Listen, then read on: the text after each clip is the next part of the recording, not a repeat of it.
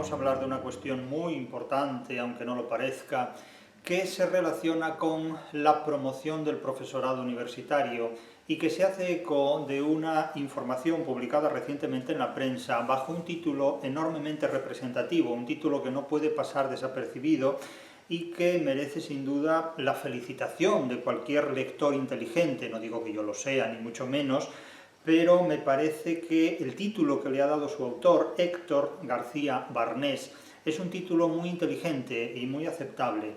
El título del artículo al que me refiero, y más que al artículo me voy a referir a los contenidos a los que hace mención el artículo y que afectan directamente a la promoción del profesorado universitario. El título de este artículo, digo, me parece muy inteligente y muy aceptable: la perversión del mérito. La perversión del mérito, que incluso nos induce a hablar de la perversión de la meritocracia, es decir, de las patologías que tiene confiar en un sistema que supuestamente apuesta por el mérito, pero ¿por qué méritos? Es decir, se valora la trayectoria del profesor universitario, del académico, en virtud de los méritos. ¿Pero de qué méritos? Porque claro, a lo mejor los méritos pueden consistir simplemente en tirar piedras a un río. No, en principio no. En principio las agencias nacionales e internacionales de evaluación no consideran como un mérito para un profesor universitario lanzar piedras a un río. Pero si entramos en detalles, veremos que, en fin, hay méritos que resultan muy lapidarios. Hay méritos que resultan muy lapidarios. Dice este articulista, este autor, después de haber hablado con diferentes profesores universitarios y después de haber ofrecido un panorama muy interesante sobre la promoción académica del profesor universitario, un panorama en el que naturalmente unos estarán de acuerdo, otros estarán en desacuerdo, pero esto es totalmente irrelevante. Pero él lo que dice es lo siguiente: los sistemas de acreditación universitarios han provocado una situación perversa en la que cuanto más tiempo le dediques a preparar tus clases, peor puede ser para tu carrera. Bien, esto hay que explicarlo, porque si no se explica, puede suponerse que cuanta más salud tengas, peor para tu vida, o que cuanto más dinero tengas, más pobre eres. Es decir, aquí se juega con la consecución de la antítesis inversa a lo que se propone conseguir, ¿no? Y se añade que los profesores a los que les perjudica ser un buen profesor, es como si dijera que se va a referir a aquellos profesores a los que perjudica ser un buen docente, ser un buen profesor. Y cita las palabras de uno de los profesores o de las profesoras consultadas: los alumnos no lo entienden. Bien, a partir de aquí, naturalmente, se construye una fachada periodística que puede resultar más o menos atractiva al que esté involucrado profesionalmente en este tipo de actividades para leer el artículo. Pero ya adelantamos lo siguiente: muchas de las personas que lean este artículo, como muchas de las personas que me oigan hablar sobre la temática a la que se refiere este artículo, que es un problema real en el que nos encontramos quienes nos dedicamos a la docencia universitaria, muchas de estas personas, digo, estarán de acuerdo y otras en desacuerdo. No vamos a entrar en esto. Es decir, si ustedes quieren estar de acuerdo con alguien, ingresen en una orden religiosa, ingresen en una secta, ingresen en un lugar donde todo el mundo piense lo mismo. Aquí no hablamos para estar de acuerdo o para estar en desacuerdo con nadie. Hablamos simplemente para ofrecer una interpretación sobre una realidad laboral, profesional, académica, docente, investigadora, universitaria y burocrática, con la que unos estarán de acuerdo y otros en desacuerdo, pero eso no es lo que nos importa. Lo que nos importa es ofrecer una interpretación que pueda ayudar a conocer mejor la situación en la que nos encontramos los unos y los otros. Yo no hablo en nombre de ninguna ideología, no hablo en nombre de ninguna filosofía, no hablo en nombre de ninguna religión, no hablo en nombre de ninguna opción política, hablo en nombre de los conocimientos de los que dispongo, tanto en este caso como en todos los demás.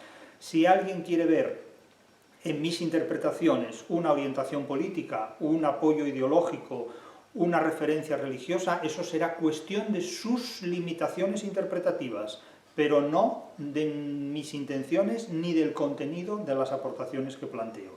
Por lo tanto, si ustedes están de acuerdo o en desacuerdo, dejen esos acuerdos o desacuerdos a la puerta de la audiencia. Y si no lo tienen muy fácil, vean otro vídeo en YouTube. Porque hay algo muy importante que a veces olvidan algunos receptores.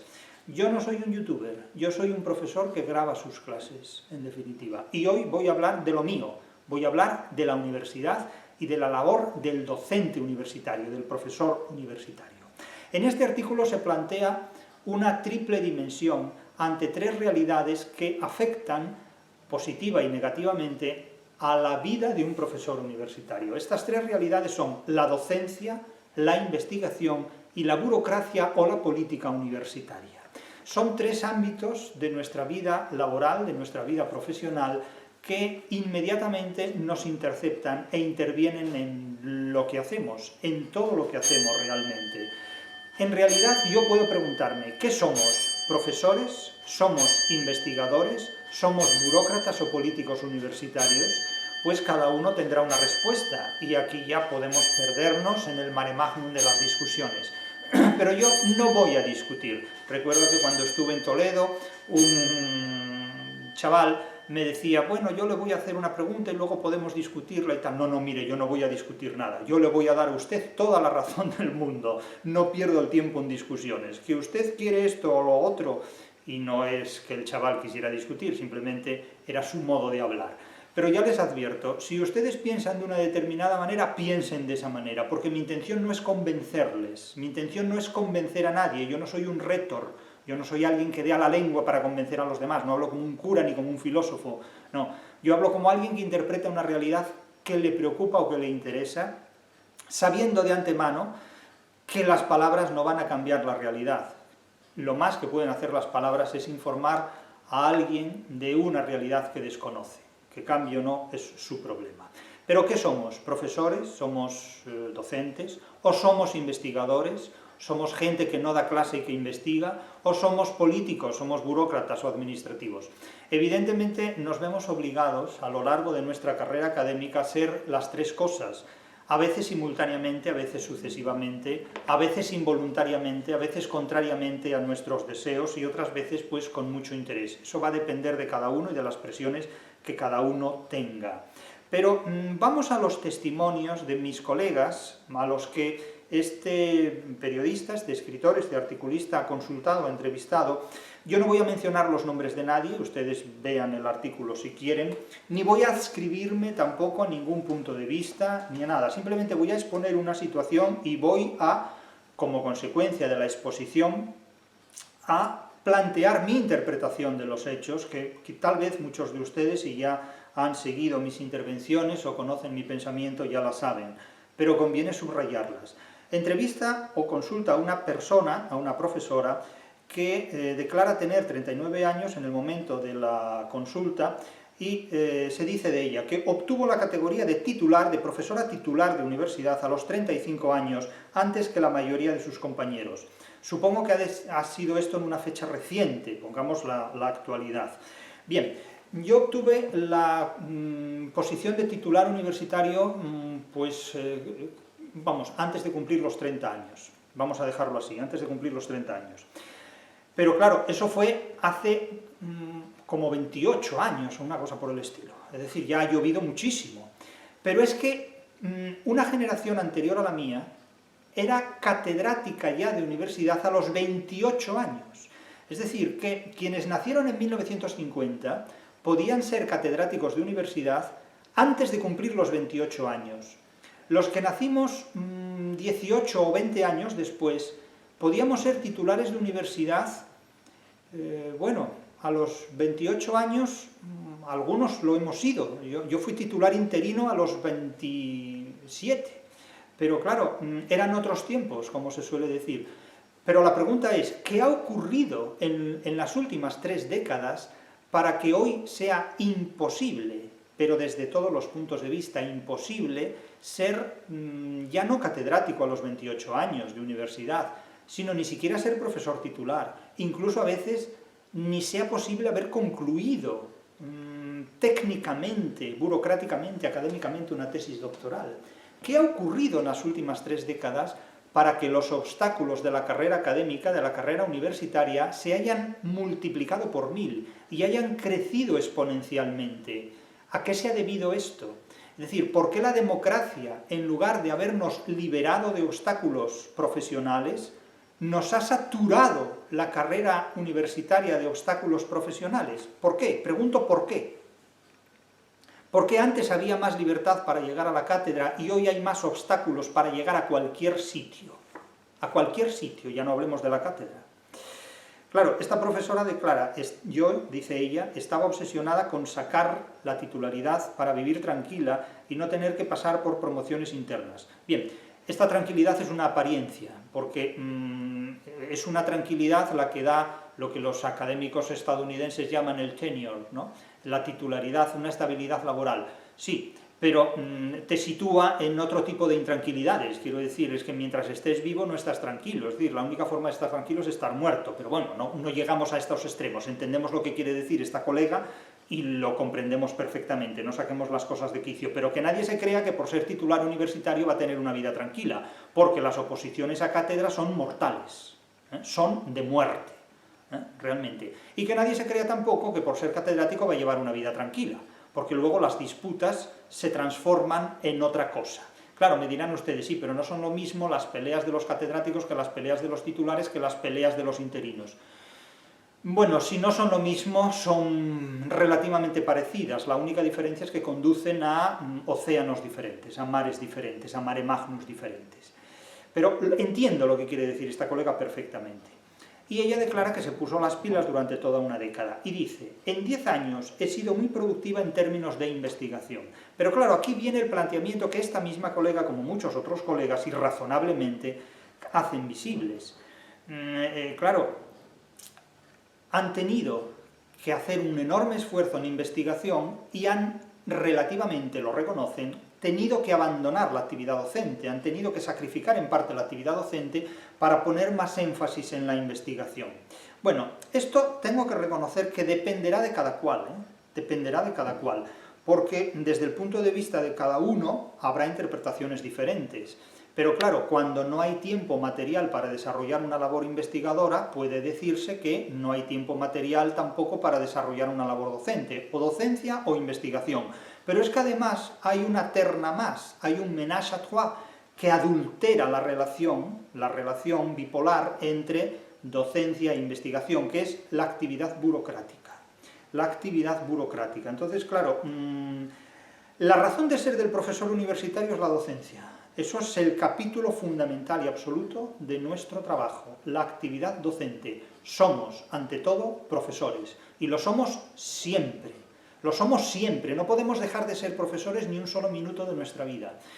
Otra cuestión es que demos clases oficialmente en un lugar, en un escenario, en un calendario y en un horario académicos, pero no podemos dejar de ser profesores jamás. En los últimos 10 años yo he impartido más de 1.400 clases, todas ellas grabadas. He impartido en los últimos 10 años más de 1.400 clases grabadas en la universidad en la que trabajo, en otras universidades que puntualmente me han contratado, en diferentes conferencias que he impartido o simplemente en mi casa, que he grabado, como grabo esta, que no es propiamente una clase de universidad, pero que podría ser también una lección de cómo se puede ejercer en condiciones adversas una actividad docente. Ahora bien, no podemos minusvalorar la docencia por mucho que se nos exija en investigación. Hablo sobre todo en el terreno de las letras. En el ámbito de la literatura, la docencia es inseparable de la investigación. ¿Por qué? Pues porque cuanta más investigación se ejecute y se desarrolle, más enriquecida está la actividad docente. Además, la actividad docente no debe limitarse a reproducir lo que han dicho otros antes que nosotros, sino que ha de ir más allá. La clase, como la investigación, ha de ser siempre original. Nunca puede haber dos clases iguales, aunque sean sobre la misma materia o el mismo contenido. Cuando yo empezaba a dar clase, daba la misma clase a dos grupos, pero la misma clase era una clase diferente, porque la segunda ejecución de la misma clase ya iba más allá que lo que se había dicho en la primera clase. Incluso había algunos alumnos que iban a la segunda clase porque decían que ya era explícitamente diferente a la primera que se había dado precisamente unos minutos antes, es decir, en la sesión anterior. Hay que ser original en el ejercicio de la docencia, porque el mayor estímulo que puede provocar en un profesional ejercer su trabajo es hacerlo siempre de forma diferente a como antes se hizo y tratar de hacerlo siempre de forma mejor. ¿no? Eso lo saben muy bien los pianistas, que más que ser originales en cada interpretación, cosa que también se pueden permitir si lo saben hacer, es sobre todo ser más perfeccionistas en cada ejecución. Pues lo mismo ocurre con la docencia. Entonces, mucho cuidado con minusvalorar la docencia, porque el divorcio entre la docencia y la investigación se produce siempre con una adulteración que perjudica a ambas. No hay una buena investigación si no hay una buena docencia, al menos para un profesor de letras. No lo sé en otros terrenos, no puedo decirle al herrero cómo debe afilar sus cuchillos, ni cómo debe construirlos. Pero sí puedo decir a los colegas que se dedican a la enseñanza de la literatura que disociar la investigación de la docencia devalúa enormemente la una y la otra. A mi juicio, naturalmente ustedes pueden pensar lo que quieran, pero yo les comunico mi interpretación de los hechos después de 30 años de docencia universitaria. 30 años de docencia universitaria, de los años 94 al 24, y bueno, pues 5 años de licenciatura, del 85 al 90, 2 de doctorado, del 90 al 92, yo hice el doctorado en 2 años, y 2 de postdoctorado, del 92 al 94. Claro, ¿cómo se evalúa la calidad de la docencia? Bueno, pues la calidad de la docencia es imposible de evaluar, así de simple. La calidad de la docencia se evalúa al cabo de 10 o de 20 o de 30 años, cuando se ven los resultados de esa docencia, pero no se puede evaluar una docencia. Lo que hacen las actuales agencias de evaluación nacional o internacional evaluando la docencia es un autoengaño colectivo. Es imposible valorar la docencia de un profesor de manera inmediata, porque los criterios objetivos que se utilizan para la elaboración de esas valoraciones son completamente maquinales y no revelan absolutamente nada. Claro, ustedes pueden decir, sí que lo revelan, vale, yo les diré, vale, pues muy bien, que lo revelen, pero para mí no revela absolutamente nada. Ese tipo de cosas están hechas en función de unos criterios constituidos por agencias de evaluación nacionales, internacionales, que sirven simplemente para que después, llegado el caso, se gestionen, se manipulen, se articulen, se argumenten sofistamente en una dirección o en la otra, o en cualquier dirección posible, para justificar una promoción curricular o para negarla. Pero son los criterios que hay a los que hay que atenerse, de acuerdo, pero que son los criterios que hay y que sean los criterios a los que haya que atenerse no quiere decir que yo los acepte como válidos. Es decir, quiere decir que se imponen por un sistema que por otro lado cambia cuando cambia el tiempo. Es decir, las agencias nacionales de evaluación o las internacionales establecen hoy unos criterios y cuando cambia el sistema político, cuando cambia el partido político, los criterios cambian. Y siempre dirán que son mejores que los anteriores. ¿Mejores para quién? Pues eso son discusiones que están abiertas permanentemente. Pero en primer lugar, yo no me creo que la docencia se pueda evaluar de un año para otro. Se puede encuestar, se puede analizar, se puede reducir a criterios objetivos plenamente discutibles. Pero saber si una persona es buena o mala profesora, eso solo se sabe al cabo de años, al cabo de los resultados de su actividad docente. Ahora, si ustedes quieren engañarse a sí mismos, son muy libres de hacerlo, protocolariamente, institucionalmente, políticamente y en los términos que quieran. Ahora, no pretendan que yo me lo crea, no pretendan que yo me lo crea, porque yo no me lo creo. Y me avala en esa incredulidad 30 años de ejercicio académico y docente. Se dice, dar clase te perjudica cuando eres ayudante doctor o contratado doctor. Bueno, y te perjudica cuando eres vago y no quieres trabajar, y te perjudica cuando eres un catedrático que no te apetece levantarte a las 6 de la mañana para ir a dar clase a 2 personas, por ejemplo, ¿no? Es decir, dar clase te perjudica cuando no estás convencido de que lo que haces tiene una utilidad, una satisfacción o unos objetivos. Claro, es que no se puede pensar así, no se puede pensar que el ejercicio fundamental de nuestra actividad profesional nos perjudica, porque eso es un error. Eso es un error que consiste en interiorizar algo adverso que no nos pertenece y que no forma parte de nuestra, digamos, ética profesional. Claro, se intenta, dice, a pesar de ello, pues tal persona intentó ser una buena profesora y logró la acreditación de nivel A en docencia, el modelo que evalúa la calidad de la docencia. Ya digo que yo en esto no creo, no creo, pero bueno, de la misma manera que no creo en muchas cosas que ahí existen y se terminó, vamos. Nadie me pregunta si creo o no creo en Hacienda o en el sistema fiscal, eso no es objeto de creencia, eso es objeto de tributación y de penalización en el caso de que no se haga. Pero yo no creo en ello, vamos, a un punto. Intento ser buena en todo, pero eso tiene un coste de salud. Bueno, claro que tiene un coste de salud. Obviamente que tiene un coste de salud. Claro, pues claro que tiene un coste de salud. Claro, eso es como competir en unas Olimpiadas, claro que eso tiene un coste de salud, o como competir en una carrera ciclista, claro que esto tiene un coste de salud. Y la vagancia también tiene un coste de salud, y el trabajo tiene un coste de salud, pero es que todo tiene un coste de salud, amigo mío. No he dejado de ser buena profesora, pero eso significa que en lugar de trabajar 40 horas, trabajaba 60, y 120 también. ¿Pero qué se creen ustedes? ¿Que cuando uno empieza a trabajar, trabaja 8 horas al día? Eso se lo creerán los que no han trabajado nunca y los que no se han enfrentado al mercado. Es decir, ¿cuántas horas trabaja un opositor para sacar una oposición? Pues más que en una jornada laboral y no están pagadas por nadie. Pero es que se creen ustedes que cuando uno trabaja solo las 8 horas. Eso, miren, se lo dicen a un boomer y el boomer se tira por el suelo de risa, porque los boomers eran gente que trabajaba, y todavía hay alguno que lo hace, 15 y 20 horas al día, pero es que directamente dicen, bueno, es una exageración, sí, es una exageración, pero hay mucha gente que no resistiría la capacidad laboral que han ofrecido los boomers, claro, evidentemente. Pues claro que hay que trabajar más de 40 horas al día, es que si no, no consiguen nada, porque hay otro que va a trabajar más de las 40 horas, evidentemente. Claro, ¿esto es un coste para la salud? Sí, pero por eso hay personas que pueden hacer determinados trabajos y otras que no pueden hacer determinados trabajos. Hay personas que pueden estar tocando el piano 10 o 15 horas al día. Yo no tengo esa capacidad, ya la quisiera para mí. Eso quiere decir que debo dedicarme más profesionalmente a otra actividad.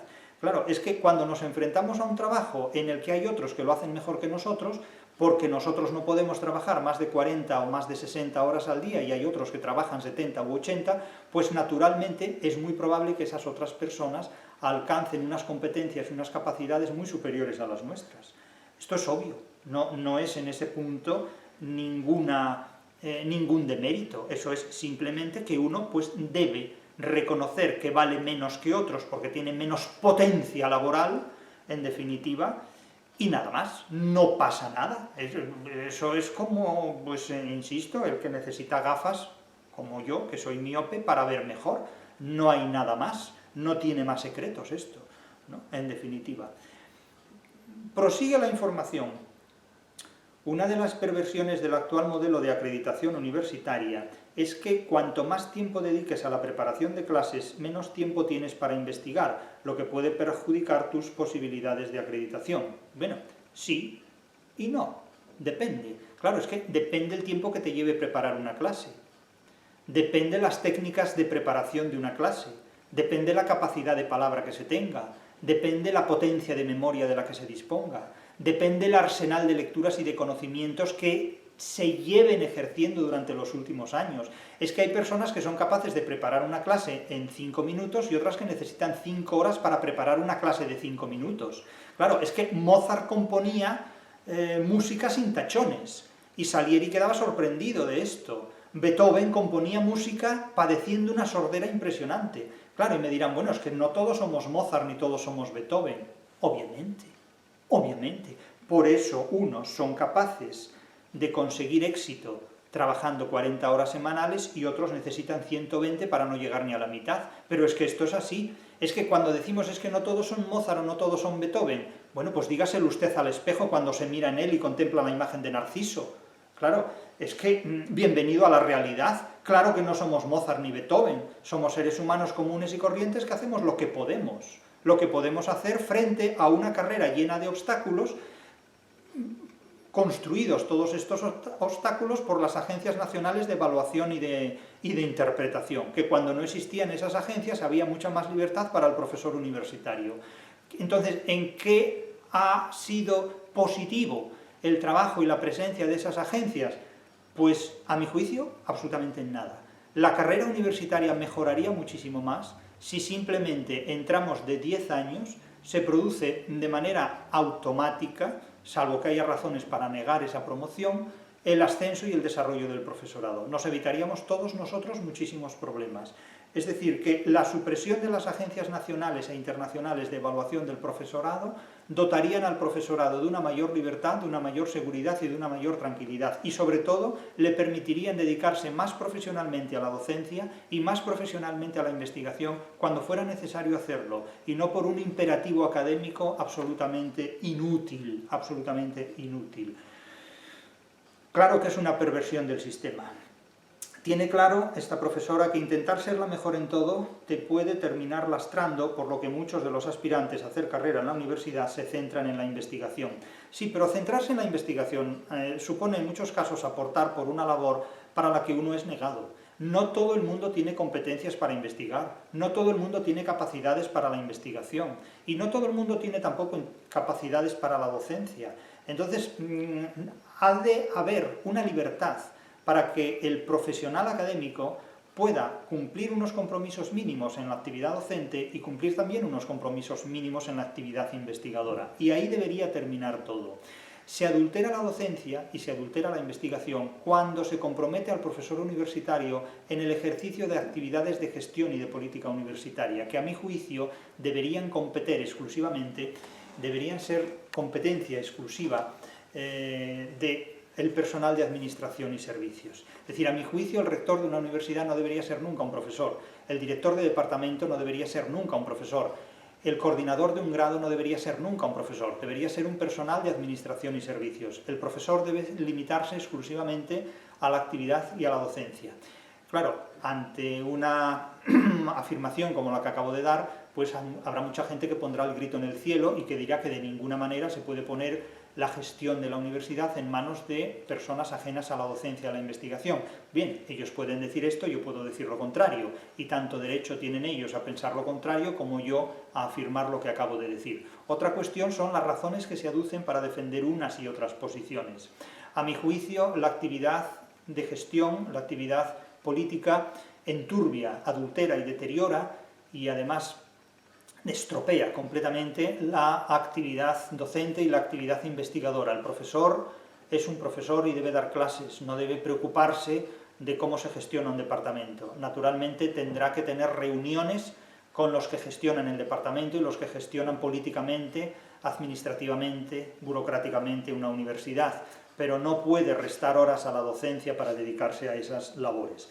Y sin embargo ocurre todo lo contrario, e incluso hasta tal punto ocurre que las agencias de evaluación y de hurgamiento de currículum profesional de la gente estimulan y potencian enormemente la labor de gestión. Yo debo decir que obtuve la cátedra sin haber tenido nada de gestión académica y que en ese punto la NECA me reprochó enormemente no tenerla, pero a pesar de todo, las normas vigentes me dieron a mí completamente la razón y saqué la cátedra sin ningún tipo de gestión académica. Tuve alguna gestión, pero ni siquiera la presenté, para que no se hiciera constar. No me interesaba, para nada.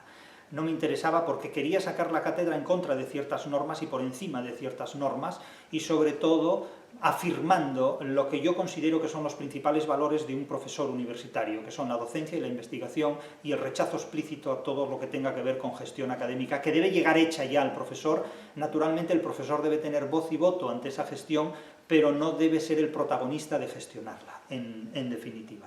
Lo que ocurre es que muchos profesores universitarios encuentran en la gestión política de la universidad el único lugar que les confiere protagonismo, y lo encuentran porque como profesores, como docentes, son mediocres, o no, pero se manifiestan como si lo fueran, y como investigadores son poco relevantes, o tal vez no, pero se manifiestan como si lo fueran. Y entonces encuentran en la actividad política y en la actividad burocrática una salida que en otros aspectos, en otras actividades como la docencia o la investigación, de ninguna manera pueden encontrar. Es decir, que la burocracia es de alguna manera el flotador o el salvoconducto que permite a muchas personas que no destacan en la docencia y que no destacan en la investigación encontrar un protagonismo a través del cual resultan visibles ante el sistema. A mi juicio eso es un autoengaño, pero naturalmente cada uno podrá hacer lo que quiera.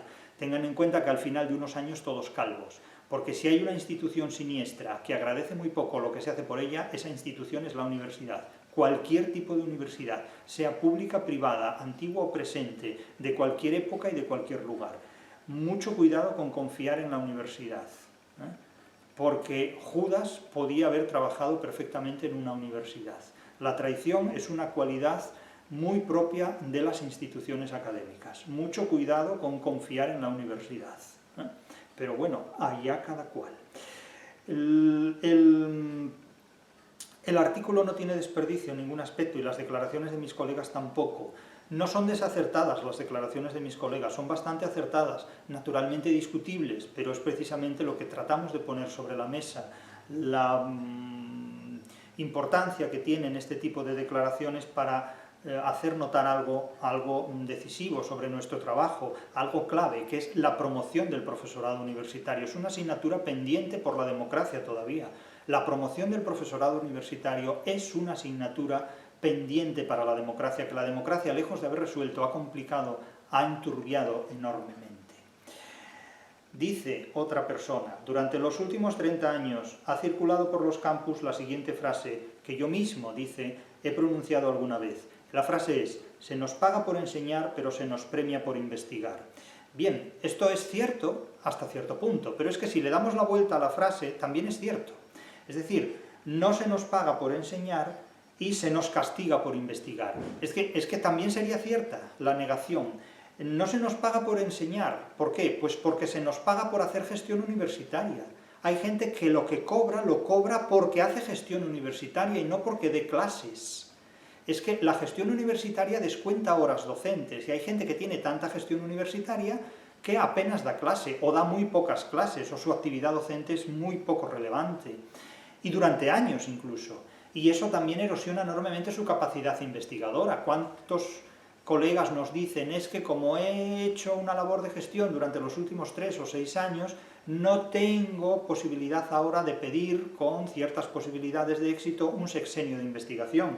Claro, es que o tocas las campanas o estás en la procesión, es decir, no se puede estar en ambos sitios a la vez. Se hace lo posible, pero muy mediocremente, y los resultados son mediocres en ambas partes, ¿no? Porque claro, aquí nos preocupa mucho de cómo se evalúa la docencia y cómo se evalúa la investigación, y cómo se evalúa la gestión. ¿Cómo se sabe si alguien ha sido un buen o mal rector? ¿Cómo se sabe si alguien ha sido buen o mal vicerrector? ¿Cómo se sabe si alguien es un buen o mal director de departamento? ¿Cómo se sabe si alguien es un buen o mal decano? ¿Quién evalúa la gestión? ¿No? Pues no hay tampoco criterios que evalúen la gestión en ese punto. Son arbitrariedades. Es decir, no me convencen en absoluto ninguno de estos criterios de evaluar la gestión. El profesor debe estar apartado de la gestión, debe tener voz y voto en la gestión, pero no debe ejecutarla. La gestión debe ser competencia de profesionales de la gestión. Y si quiere dedicarse a la gestión, pues que abandone explícitamente la docencia y la investigación, pero que lo haga explícitamente, no oblicuamente como ocurre en la actualidad. Es decir, tengo tantas horas de gestión y tengo 1 o 2 horas de docencia, porque eso es una docencia muy devaluada. El gestor llega al aula muy devaluado como docente, pero no lo sabe, ¿eh? Y si lo sabe, se lo niega a sí mismo. Claro, no se nos paga por enseñar, se nos paga por trabajar. Y el trabajo consiste en docencia, investigación y burocracia o actividad académica. Y cuando se dice se nos premia por investigar, hombre, dichoso aquel al que le premian por investigar, porque normalmente la investigación y el éxito de la investigación contrae muchos problemas. En primer lugar, cuando alguien se presenta a una agencia nacional de evaluación con un currículum investigador de primera talla, lo primero que levanta son sospechas y adversidades, porque evidentemente un currículum que por su potencia investigadora destaque mucho más que los demás es un currículum al que hay que atacar, al que hay que tumbar. Y tengo muchas informaciones sobre este tema, ¿eh? O sea que cuidado con llevarme en este punto a la contraria, porque tengo muchas informaciones sobre este tema. Mucho cuidado con esto, mucho cuidado con negar esta evidencia. Sin embargo, los currículums que son inofensivos, desde el punto de vista de la potencia de su investigación, pasan por todas partes, porque ya lo decía Sor Juana Inés de la Cruz en el siglo XVII, quien no compite no estorba. Quien no compite no estorba. Alguien que tiene una labor investigadora muy potente y muy competitiva es un problema para cualquier colega y por lo tanto es necesario retrasar al máximo su promoción académica, porque cuanto más promocionemos a alguien que nos eclipsa con su labor investigadora, peor para nosotros. Entonces, eso ya está entrampado desde el primer momento. Por lo tanto, no se nos premia por investigar, se nos castiga por investigar, y se nos persigue por investigar, y se nos silencia por investigar, y se nos eclipsa por investigar, y podemos incurrir en todo el datismo de sinónimos que queramos, en toda esta acumulación de sinónimos, muy retóricamente, pero es que es así. Es falso suponer que la investigación está premiada, ni en España ni en el extranjero. ¿O es que si ustedes se creen que en Estados Unidos promocionan a la gente que investiga? En Estados Unidos promocionan a aquella gente cuya investigación está al servicio de una ideología política a la que se le saca una rentabilidad. Aquí no funcionan las cosas de esa manera, porque como no se saca rentabilidad a ninguna opción política, dado que todas desembocan en el mismo mar, pues no tiene sentido invertir en una ideología más que en otra, porque solo hay una, básicamente, que es en la que todo el mundo está, explícitamente o latentemente, en definitiva. Entonces, yo no me creo que la investigación se premie. La investigación de verdad no se premia, se ignora y se silencia, pero por completo y absolutamente. Es más diré, hay una tendencia en el mundo hispánico que consiste en lo siguiente: cuando alguien desarrolla una labor de investigación que es original, se le critica, se le opone, se le ponen todo tipo de barreras. Y sin embargo, cuando alguien desarrolla una investigación basada en tópicos y en kitsch, pero en inglés, entonces se le cita y se dice, como dice Terry Eagleton, como dice George Steiner, como dice Harold Bloom, y resulta que Terry Eagleton, George Steiner y Harold Bloom no dicen más que chorradas, pero eso se le cita. Se promueve la teoría de los polisistemas, porque la ha escrito en inglés un extranjero. Se promueve la estética de la recepción, porque la ha escrito en alemán un alemán. Se promueven las ideas absurdas e inútiles y estériles sobre la tragedia de Terry Eagleton, porque las ha escrito en inglés un inglés. Se promueve el tópico de Harold Bloom, porque la ha escrito esa tópica la ha escrito en inglés un norteamericano. Pero cuando alguien en español plantea una labor original y competitiva y nueva, nadie absolutamente habla de ese tipo de labor, y si lo hacen, lo es para buscar una originalidad ejerciendo públicamente una crítica en plan buscafamas, es decir, voy a hacerme famoso criticando a fulano. Y no te haces famoso, haces el ridículo completamente y absolutamente, evidentemente. Pero, en fin, las cosas funcionan de esta manera. Entonces, no se nos premia por investigar. La investigación no tiene ningún premio. La investigación, cuanto más original es y cuanto más potente es, lo único que despierta son envidias, son obstáculos, son críticas y son absolutos silencios entre los contemporáneos. Nadie es profeta en su tierra, evidentemente, pero peor aún, nadie es profeta en su tiempo. No solo en su tierra, sino en su tiempo. Es necesario que te lean otros que no sean tus colegas, es necesario que te lean otros que no sean tus contemporáneos. Y sé de lo que hablo. Por lo tanto, no se premia la investigación. La investigación, si es valiosa, se castiga. Ese es el principal criterio que permite verificar el valor y la originalidad de una investigación. E insisto, sé lo que digo. Cada uno que piense lo que quiera. Yo sé lo que digo, yo sé de lo que hablo. El sistema de evaluación, dice un colega, que hemos mantenido, ha determinado cuáles son las tareas que prefieren los profesores. Y aquí el articulista dice, docencia, gestión e investigación. La balanza suele decantarse por esta última, por investigación. No es cierto. La balanza no suele decantarse por la investigación. La balanza, a mi juicio, suele decantarse por la gestión. Es decir, hay muchos profesores que odian la gestión, pero son muy pocos. Y además, incluso odiándola, no estamos libres de padecerla, porque el sistema nos obliga a ello. Y no nos obliga incitándonos, nos obliga imperativamente a ejercerla. Yo ocupé, y hablo a título personal en este caso, la coordinación de un grado de lenguas extranjeras en mi universidad, cuando yo no era precisamente el profesor que formaba parte del departamento que ocupaba la mayor representación en ese grado de lenguas extranjeras. Pero lo ocupé porque nadie quería ocupar ese cargo, entre otras cosas porque era un cargo no remunerado, que era el grado de coordinador de grado. Era el puesto, el cargo de coordinador de grado. Nadie lo quiere, ese cargo, porque no está pagado. Y evidentemente, si estuviera pagado, la gente lo querría.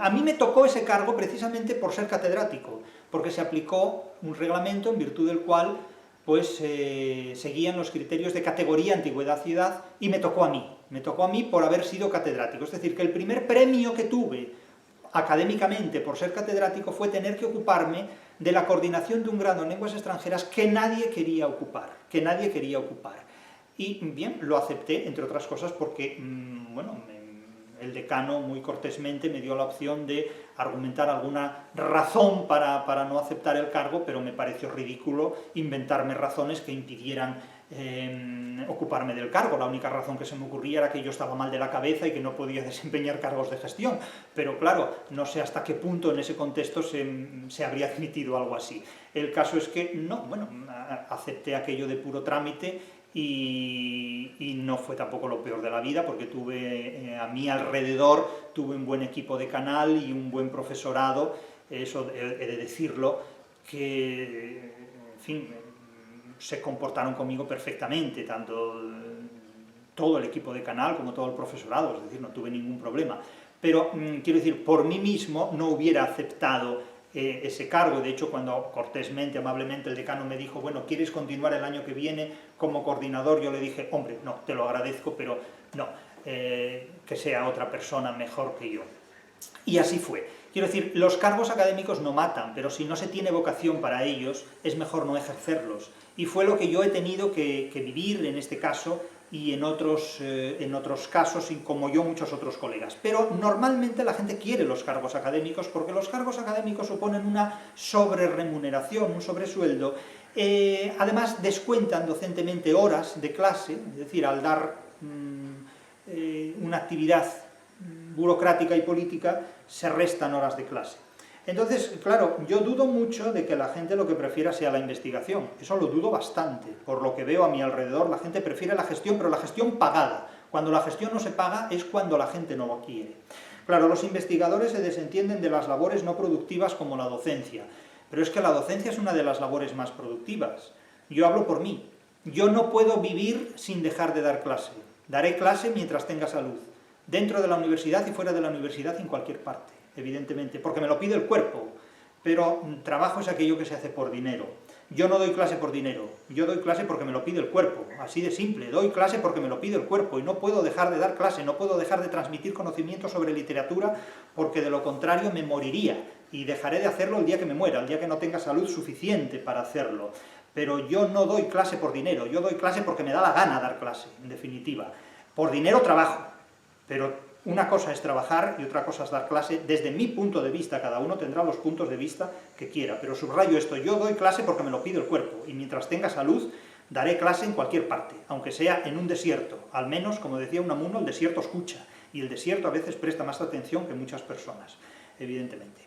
Claro, esto suele provocar cierto desconcierto, se dice, entre los estudiantes, cuando descubren que el profesor que tienen delante no tiene demasiados incentivos para dar la mejor clase posible. Bueno, yo no creo que los estudiantes piensen tanto. Yo creo que los estudiantes básicamente, mayoritariamente, naturalmente siempre hay alguna excepción, lo que quieren es aprobar y resolver el asunto lo antes posible. No se detienen a examinar ni al profesor ni al contenido de las clases. Eso les da absolutamente igual. El estudiante lo que quiere es una autopista hacia el graduado, hacia la licenciatura, hacia el aprobado, y se terminó. Entonces dicen, los estudiantes se quedan en plan, y aquí les ponen un gerundio de estos, un presente continuo. ¿Pero qué estás diciendo? Es decir, ¿qué dices? Es lo que se diría en español, ¿qué dices?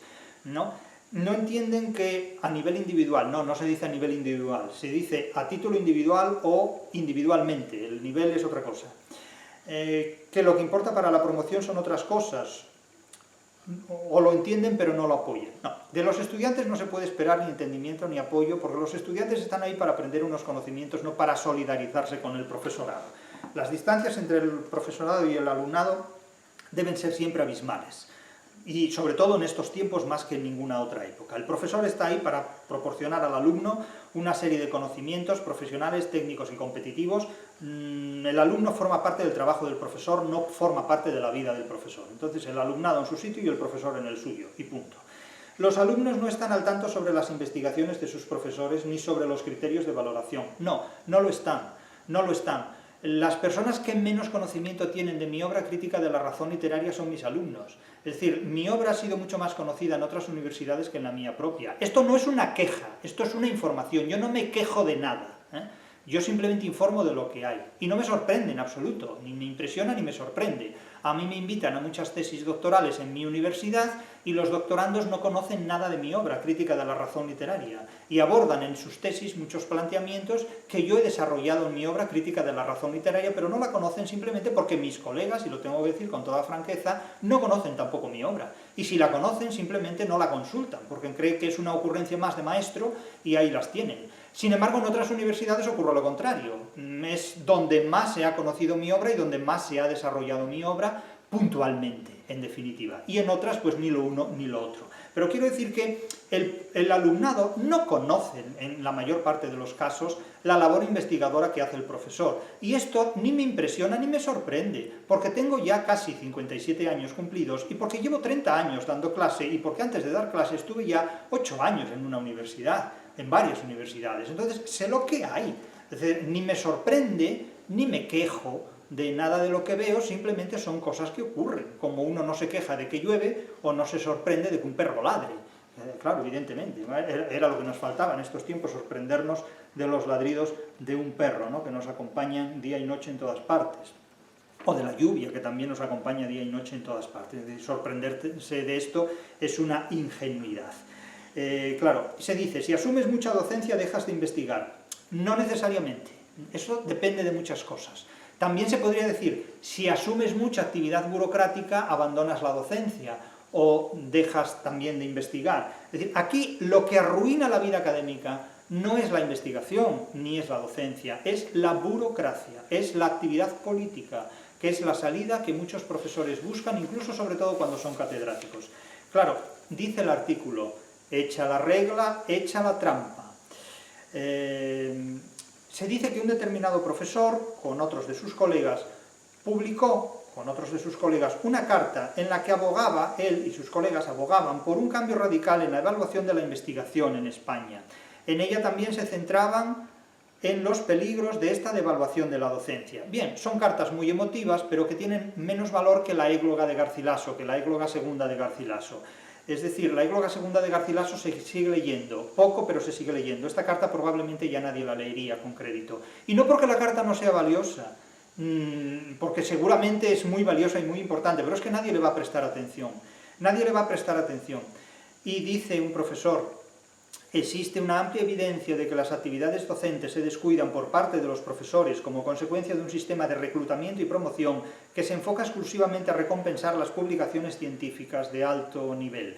No solo las publicaciones científicas, sino también el trabajo no académico, pero que sí es burocrático y que sí es político. Y eso es lo que a mi juicio más deteriora la trayectoria investigadora de un profesor y la trayectoria docente de un profesional del profesorado, valga toda esta redundancia.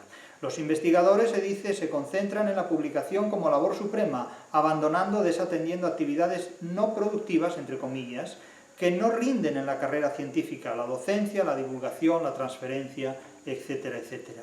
Bien, todo esto es muy discutible, naturalmente cada cual tendrá su criterio, pero mi criterio es que la implicación burocrática y política del profesorado debe quedar completamente abolida para que el profesorado pueda limitarse exclusivamente a lo que son sus competencias profesionales, la docencia y la investigación, que deben ir juntas.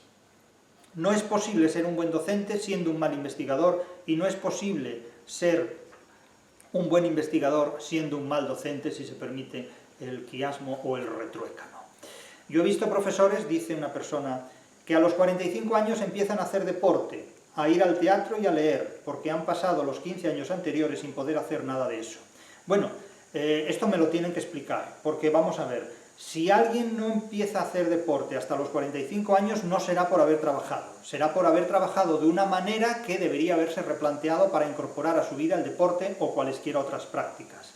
No vamos a hacer aquí ahora narcisismo de uno mismo. Yo llevo haciendo deporte desde antes de la adolescencia, llevo leyendo desde la niñez y llevo haciendo todo lo que compete hacer a una persona de vida normal que no pasa precisamente sus noches con Virgilio como Borges, desde que era prácticamente un jovenzuelo.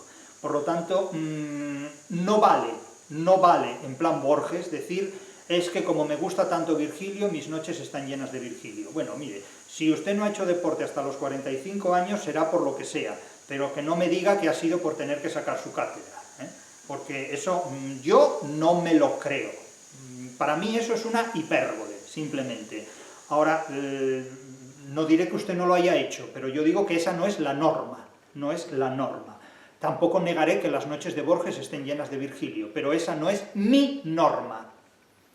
Cuando llegas a dar clase estás cansado, y salvo que tengas vocación lo dejas de lado. A veces lo que intentas es simplemente no pasar vergüenza ante tus alumnos. Bueno, yo esto, sinceramente, no me identifico con ello. Yo no llego a clase cansado. Claro, me dirán ustedes, oye, pues qué suerte tiene usted que no llegue a clase cansado. Lo sé que tengo mucha suerte. Sé que tengo mucha suerte, porque en este mundo si hay algo verdaderamente valioso es no llegar cansado al trabajo, es decir, tener salud. Ciertamente es así. Salvo que tengas vocación o no, yo no sé lo que es la vocación, sinceramente no sé lo que es la vocación, yo sé lo que es el interés por la literatura. La vocación, sinceramente, me la suda, no tengo nada que ver con esto. Ahora bien, yo observo que aquí se repite con mucha frecuencia la palabra cansado, cansada.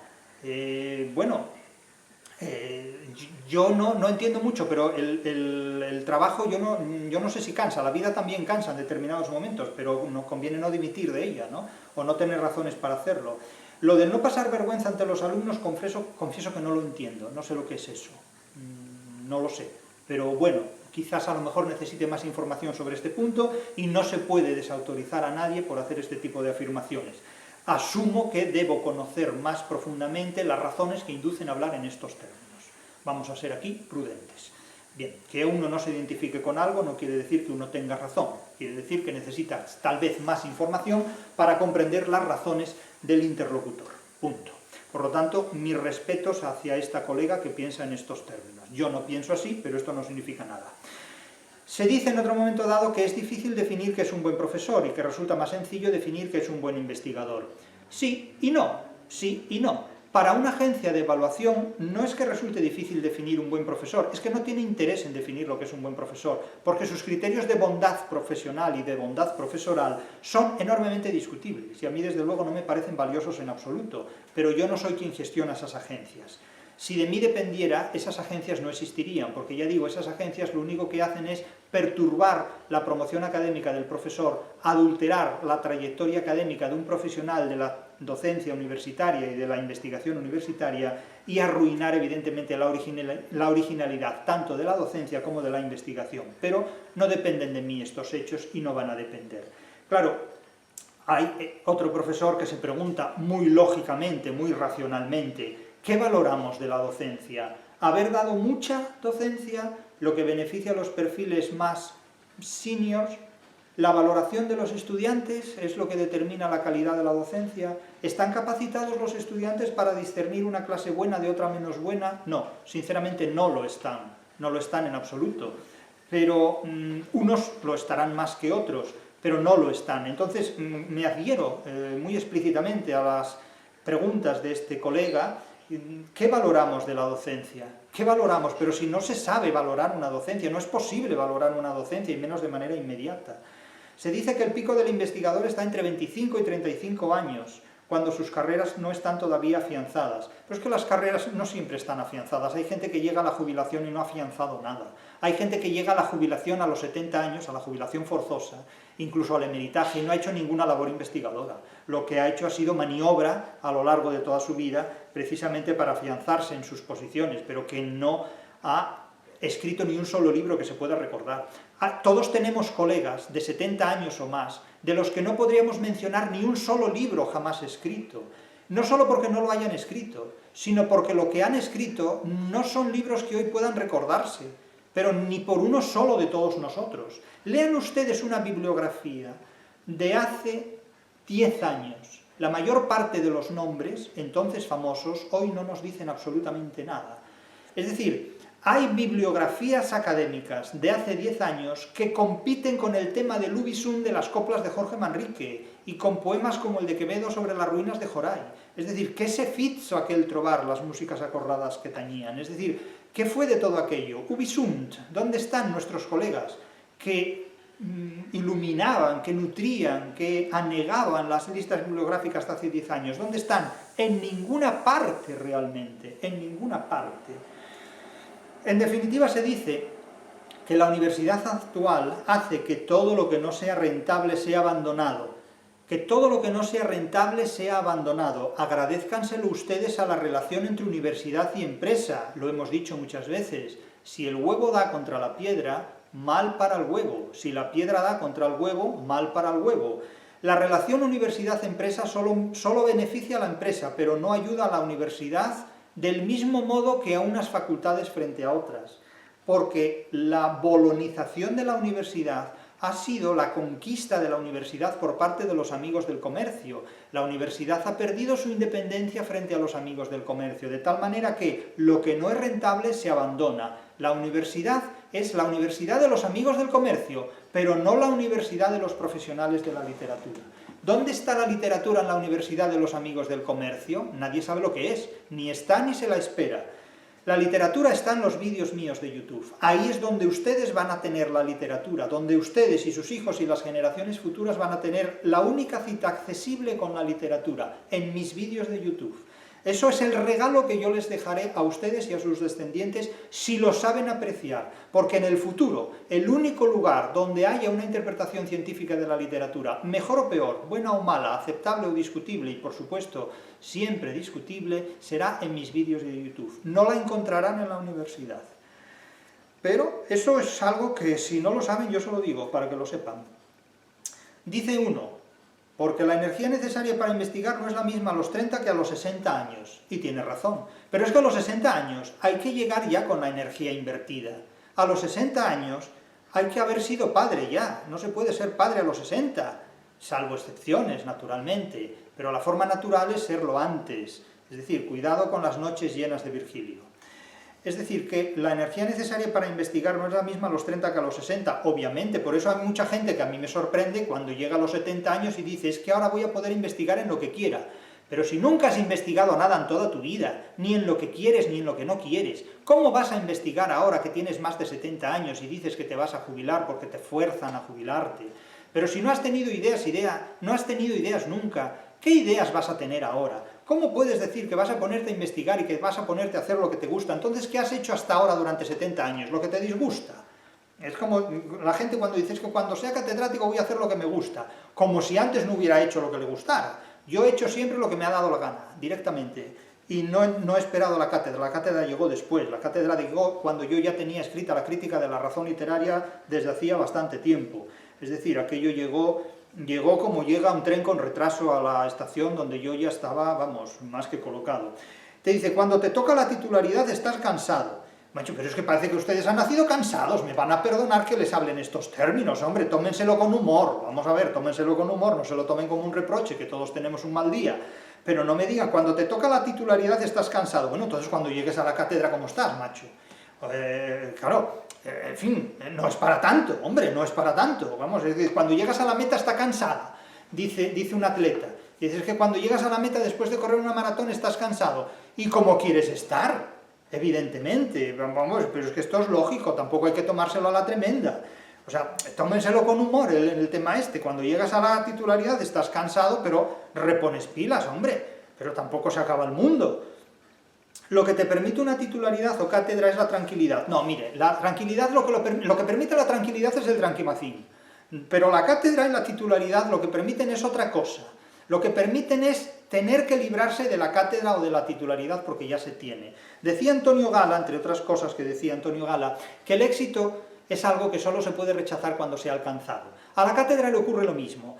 Yo quería ser catedrático solo por una razón, para poder criticar a los que lo son, porque si no da la impresión de que uno lo hace por envidia. Y claro, no es así, la envidia es la forma más siniestra de admiración. Pero el único valor que tiene la cátedra es el hecho de decir que ya la tienes y que no tienes que tenerla, en una palabra. Esa es la única razón, no tiene nada más. Es decir, el ser catedrático no es más valioso que ser presidente de la comunidad de vecinos, que es lo que me toca a mí por estos tiempos. El ser presidente de la comunidad de vecinos, vamos, no el ser catedrático. Dicen, no tienes que andar rellenando papeles, haciendo méritos superficiales. Vamos a ver, que reconocen que han hecho méritos superficiales para llegar a la cátedra. Claro, haciendo méritos superficiales, es que aquí está reconociendo implícitamente que ha hecho méritos superficiales para llegar a la cátedra. Y acortarse tu margen de tareas obligatorias, tienes más tiempo para destinar a la docencia e investigación. ¡O no! ¿Por qué? Pues porque lo que dije antes, cuando yo fui catedrático, precisamente por ser catedrático, el primer regalo académico que tuve fue tener que ocuparme por imperativo burocrático, de la coordinación de un grado, que no hubiera querido asumir. Entonces, decir que cuando eres catedrático puedes acortar tus tareas obligatorias y tienes más tiempo para la docencia y la investigación, pues precisamente ese año tuve menos tiempo para la docencia y la investigación. Aunque seguí investigando y ejerciendo la docencia por igual, porque eso forma parte del cuerpo innato. Entonces, cada una de estas afirmaciones que se dicen son aceptables en sí misma, pero también la contraria es aceptable por otras razones y por otros puntos de vista, que no pueden eclipsar a los anteriores. Es que en cierta manera todos tenemos una parte importante y no minusvalorable de razón. Claro, no es cierto que a mayor carga de lo uno haya menor carga del otro, eso depende del trabajo de cada uno, depende de las capacidades de cada uno. Se advierte, es tramposo porque es un punto más para conseguir acreditaciones, ocuparse de cargos de gestión, por lo que estos puestos tienen mucho interés en una etapa temprana, tienen mucho más interés en una etapa temprana, dice alguien que ocupa el puesto de vicedecano o vicedecana en una institución. Ahora, claro, el articulista se plantea finalmente, ¿cómo arreglar un sistema roto? Bien, en primer lugar se admite que el sistema está roto, está estropeado. El sistema no tiene arreglo. No tiene arreglo porque aquellas organizaciones y aquellas instituciones que precisamente se han creado para arreglarlo son aquellas que más lo han estropeado. Por lo tanto, no podemos suponer que un problema se va a subsanar por aquellas instituciones que incrementan el problema en lugar de subsanarlo. Además, los problemas no se resuelven, los problemas se transforman, y estas instituciones, lejos de resolver los problemas, los incrementan. Se habla aquí de la última reforma de la ANECA. Miren, yo de la ANECA prefiero no hablar, vamos a dejarlo así, vamos a dejarlo en una aposiopesis, vamos a dejarlo en una aposiopesis. La última reforma de la aposiopesis esa intenta acordar el periodo de estabilización laboral. Pero ¿cómo se puede hablar de un periodo de estabilización laboral que para llegar a un mínimo es necesario haber cumplido 35 o 40 años? Es decir, cuando no había esta aposiopesis, ¿verdad?, cuando no había esta aposiopesis, la gente podía ser catedrática a los 28 años, catedrática de universidad a los 28 años. Ahora, con la aposiopesis, resulta que llega a los 35 y si tiene la titularidad es para darse con un canto en los dientes. ¿Dónde está la solución de los problemas? Yo lo único que veo es una carrera de obstáculos multiplicada exponencialmente, industrialmente, por un deterioro de la docencia universitaria, una limitación y una frustración de la actividad investigadora y una inflación tremenda de la vida burocrática que no conduce absolutamente a nada, absolutamente a nada, absolutamente a nada. La universidad, se dice, sobre todo la pública, tendría que estimular la docencia porque es lo que va a tener un mayor efecto multiplicador en la sociedad. No esperen que la universidad estimule la docencia la tiene que estimular usted, profesor. Es usted, el profesor, el docente, quien tiene que estimular la docencia. ¿Cómo? Haciendo de tripas corazón y haciendo de corazón cerebro. Esa es la única forma de estimular la docencia, la única forma de convencer al que tiene delante, que es el alumnado, de que vale la pena luchar por aquellas ideas que pueden convertirse en la médula de lo que ha de ser profesionalmente su modo de ganarse la vida. Eso es lo que tiene que hacer un buen profesor.